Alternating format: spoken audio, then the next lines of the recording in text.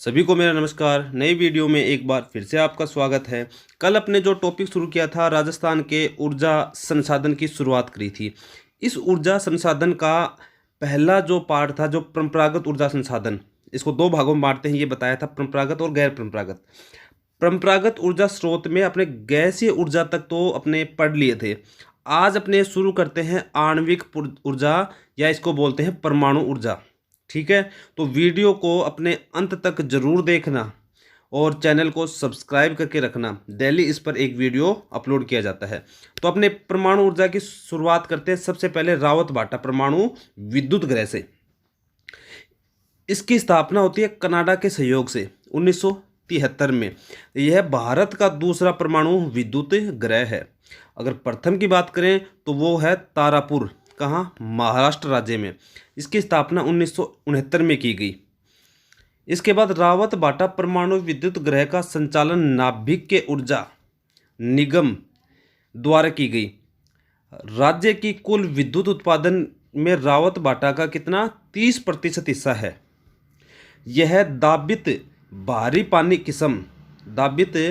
पानी किस्म में रिएक्टर की श्रृंखला वाला देश का प्रथम प्रोजेक्ट है। भारत में भारी पानी के जनक है एस फरुद्दीन। यह चित्तौड़गढ़ के रावत भाटा नामक स्थान पर राणा प्रताप सागर बांध के समीप स्थित है। राणा प्रताप सागर बांध मतलब चंबल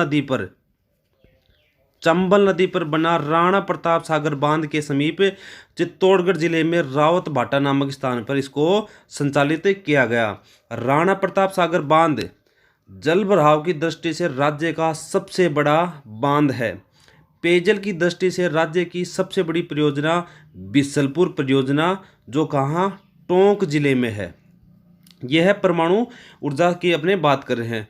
टोरडी सागर जो राज्य का एकमात्र ऐसा बांध है जिसके सभी दरवाजे खोल देने पर इसमें एक बूंद भी नहीं बसती। अपने बांध की चर्चा कर रहे हैं बीच में। जवाई बांध है पाली जिले में। जवाई बांध पाली जिले में, इसको बोलते हैं मारवाड़ का अमृत सरोवर कहते हैं। और जवाई बांध किस नदी पर, तो जवाई बांध जवाई नदी पर ही है। जवाई नदी का उद्गम कहाँ होता है, पाली जिले में, बाली तहसील।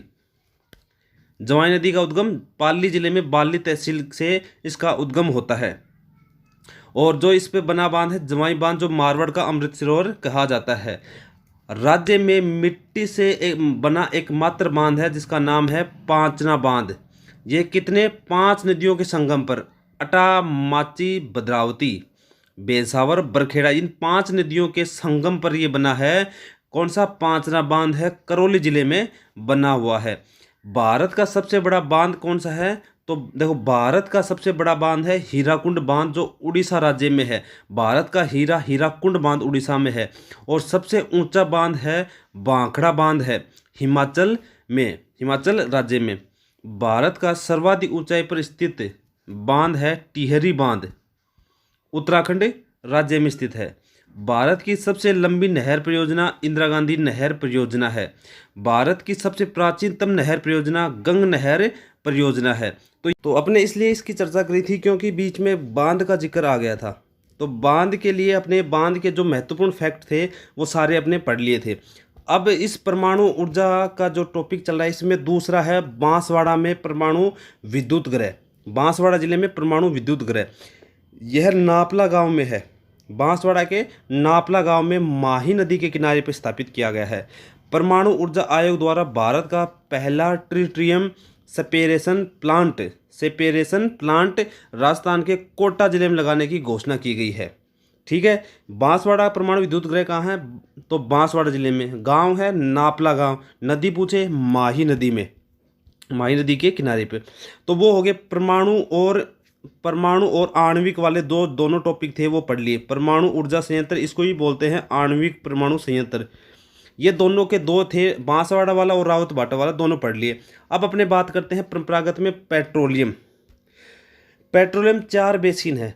ठीक है, पेट्रोलियम के 4 बेसिन है जिसमें 2 लाख बैरल तेल निकाला जाता है। 2 लाख बैरल प्रतिदिन तेल निकाला जाता है।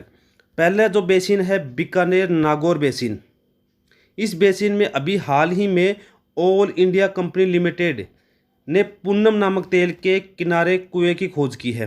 पुन्नम नामक तेल के कुएं की खोज की है। किस बेसिन की बात करें? बीकानेर नागौर बेसिन में। कंपनी है ऑयल इंडिया लिमिटेड। इसमें जो ज़िले शामिल हैं गंगानगर, हनुमानगढ़, बीकानेर, चूरू व नागौर, ये 5 ज़िले इस किस में शामिल है? बीकानेर नागौर बेसिन में शामिल किए गए हैं। दूसरा बेसिन है बीकानेर के जस्ट बाद है जैसलमेर। तो जैसलमेर बेसिन में बागेवाला व सादेवाला, बागेवाला व सादेवाला नामक 2 तेल के कुएं हैं। इसमें मुख्यतः शामिल जिला है जैसलमेर व बीकानेर का थोड़ा सा या कुछ भाग कहते हैं। तो देखो बागेवाला, सादेवाला 2 कहाँ है? जैसलमेर में। बीकानेर में कौन सा है? तो बीकानेर में पुन्नम तेल का कुआं है। बीकानेर में कौन सा? पुन्नम तेल का कुआं है। तो आपने 2 बेसिन पढ़ लिए। बेसिन संख्या है 4। तीसरा है जैसलमेर के बाद अगला जिला आता है बाड़मेर। तो बाड़मेर और सांचौर, सांचौर मतलब जालोर, इस बेसिन में सबसे पहले 29 अगस्त 2009 को मंगला नामक तेल से जो क्रूड ऑयल है ना वो निकाला, मतलब कच्चा तेल निकाला गया। इसके पश्चात भाग्या, ऐश्वर्या, रागेश्वरी, कामेश्वरी, विजया, सरस्वती, वंदना, शक्ति, गुधा एवं साउथ वन नामक तेल के कुओं से क्रूड ऑयल निकाला गया। इसमें शामिल जिले बाड़मेर व जालोर जिले हैं। बाड़मेर व जालोर जिले हैं। बाड़मेर में जो ये मंगला कुआं है तो याद रखना ये गुड्ढा मलानी तहसील में है। गुड्ढा मलानी तहसील में है, इसको याद रखना। विंध्य बेसिन, चौथा है विंध्य बेसिन। तो विंध्य बेसिन में शामिल कौन कौन से हैं? कोटा, बूंदी, बारा, झालावाड़।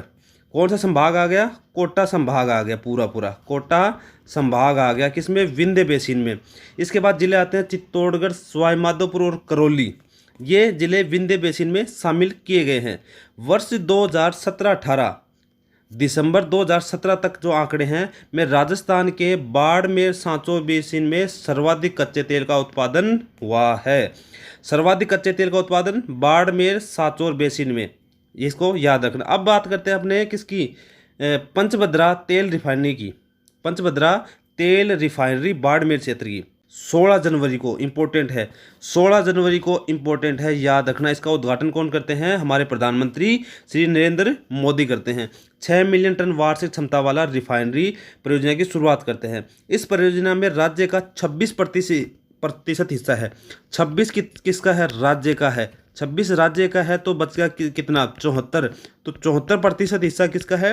तो केंद्र सरकार का 74% हिस्सा है। इस परियोजना की लागत की बात करें तो 43,129 करोड़ है।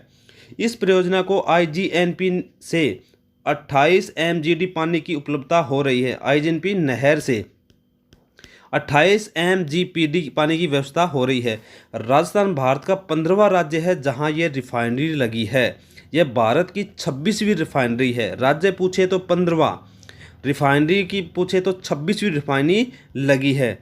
इसके बाद अपने पढ़ते हैं गैर परंपरागत ऊर्जा स्रोत, जिनको बार बार मतलब जिसका उपयोग बार बार किया जा सकता है, जिनका उपयोग बार बार किया जा सकता है, उनको बोलते हैं गैर परंपरागत ऊर्जा संसाधन। तो सबसे पहले इनको कितने भागों में बांटा गया है? तो परंपरागत 5 में बांटा गया है। तो गैर परंपरागत कितने में बांटा गया है? 6 भागों में अलग अलग बांटा गया है। आज अपने पढ़ते हैं कहाँ तक? सौर ऊर्जा तक ये टॉपिक पढ़ लेंगे आज। तो पवन ऊर्जा, सबसे पहले इसको बात करें तो इसको बांटने वाला में पवन ऊर्जा, सौर ऊर्जा, इसके मतलब जो प्रकार हैं वो बायोगैस ऊर्जा, बायोमास, ज्वारीय ऊर्जा और भूतापीय ऊर्जा। ठीक है, इसमें ज्वारीय ऊर्जा का तो बिल्कुल निर्धन है राजस्थान इसके उत्पादन में, यहाँ पर उत्पादन नहीं है।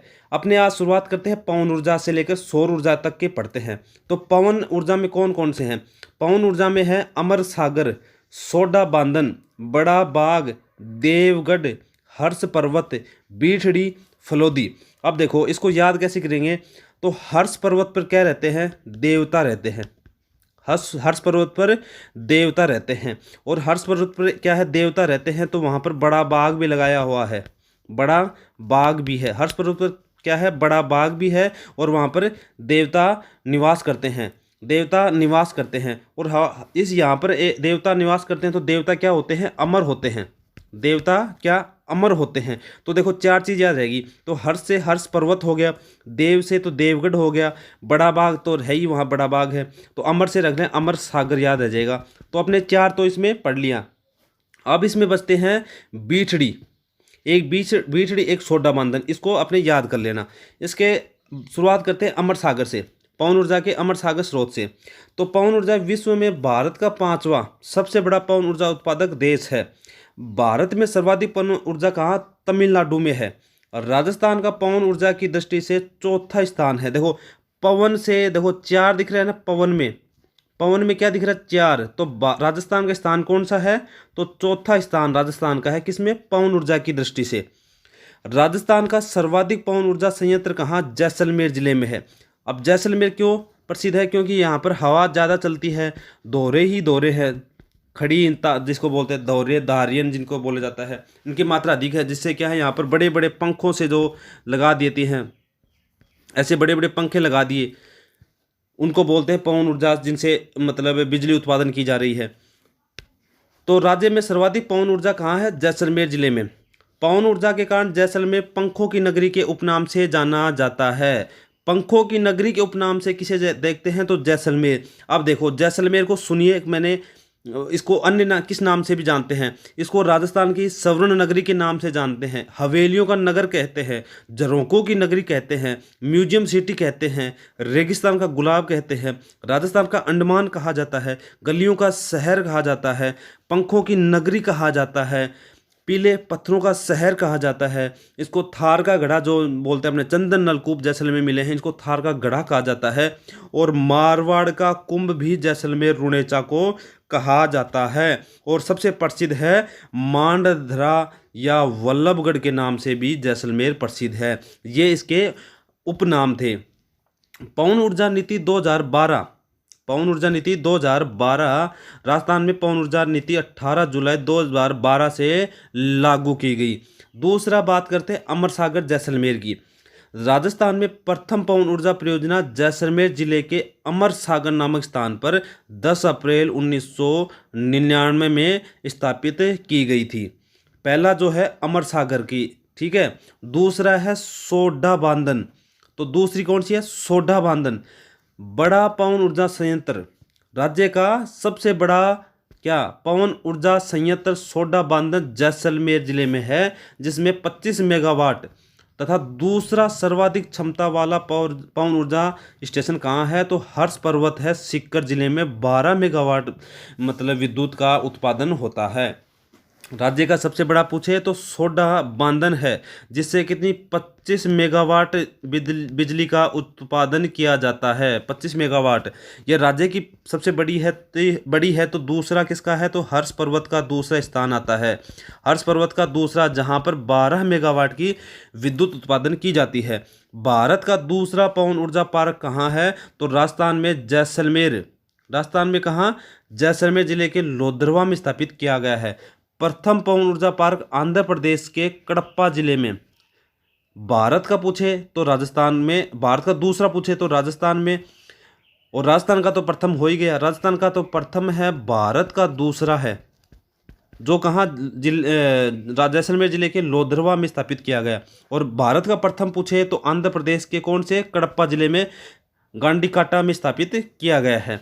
तीसरा इस पवन ऊर्जा स्रोत में है बड़ा बाग, जो कहाँ है, जैसलमेर जिले में।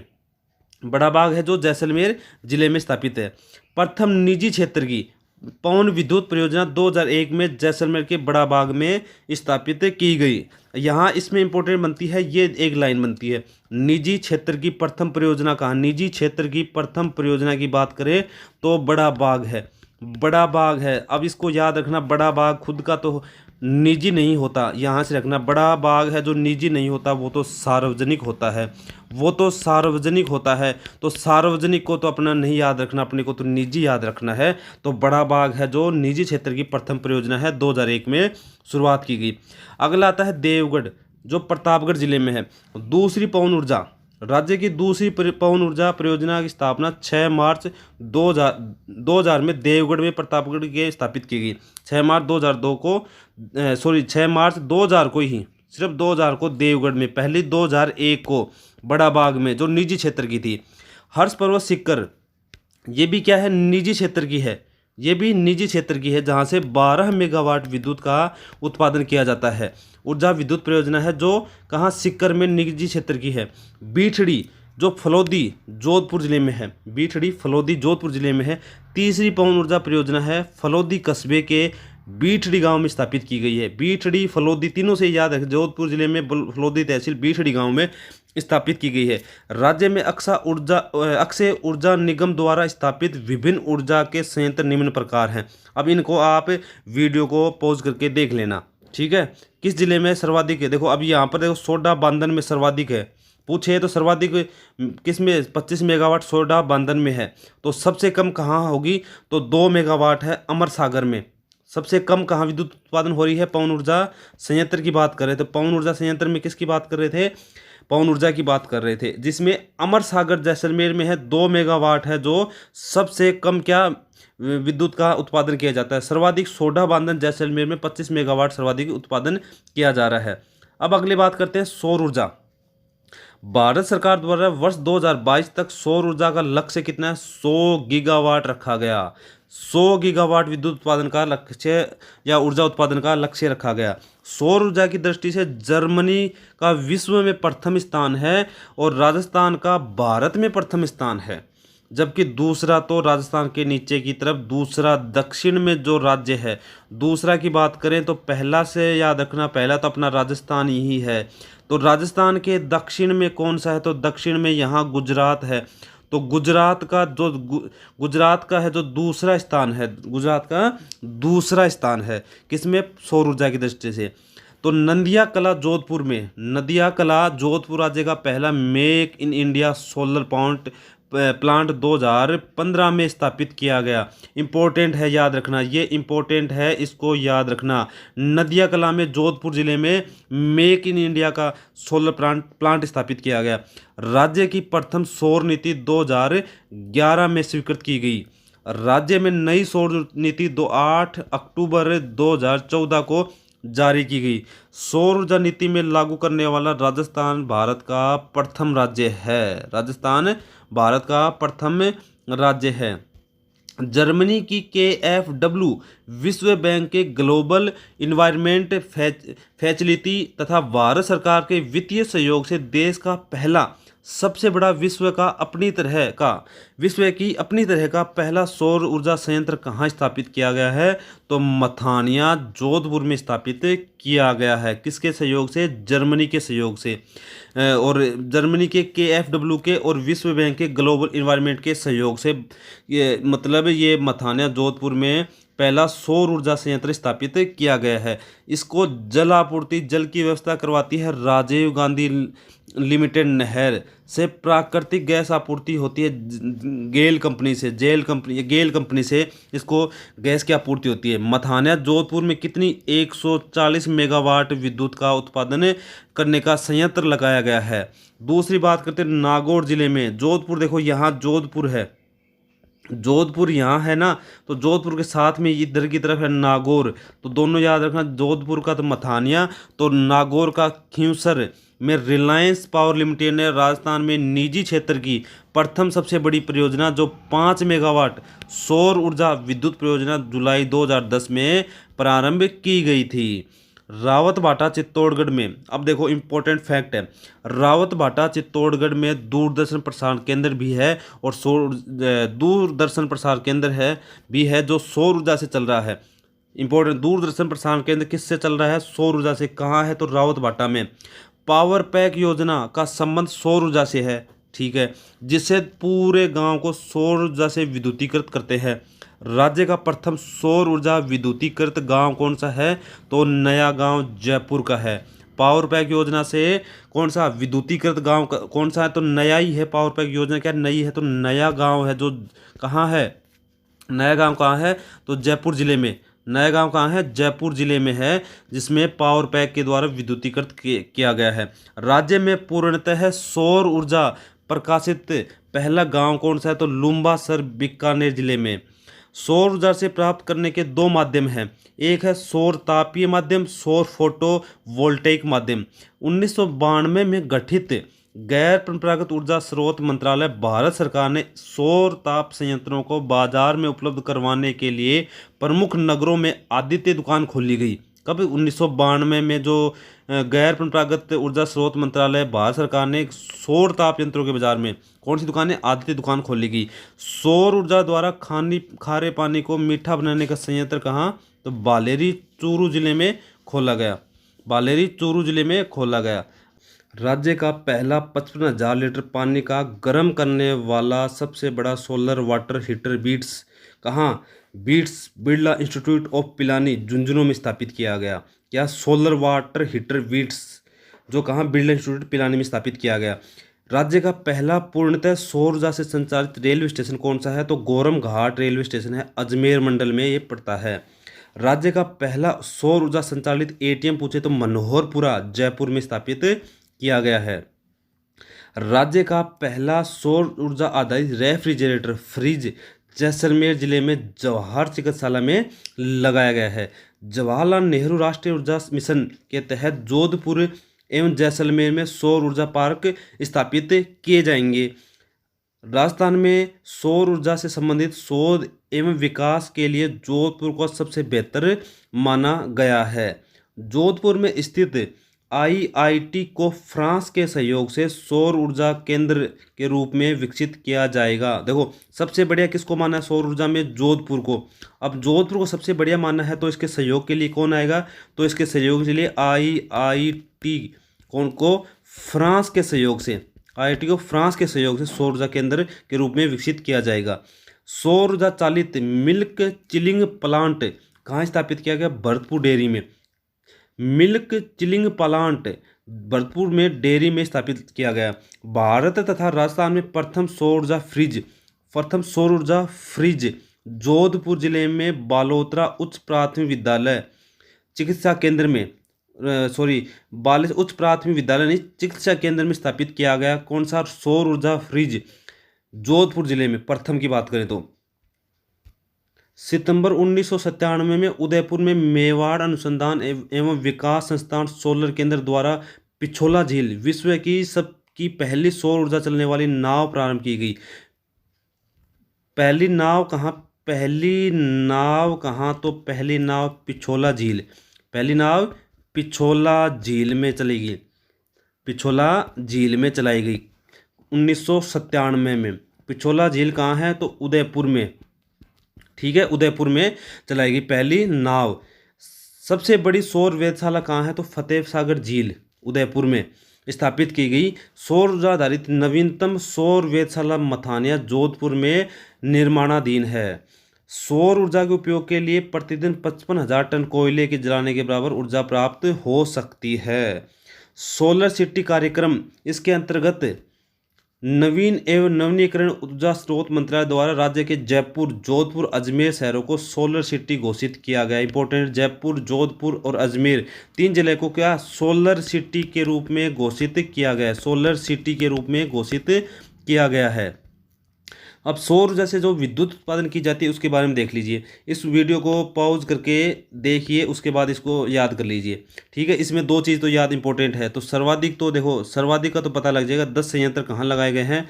फलोदी जोधपुर जहाँ पे 44 मेगावाट विद्युत उत्पादन की जाती है। कम में तो 3-4 हैं, तो कम से कम याद रखना।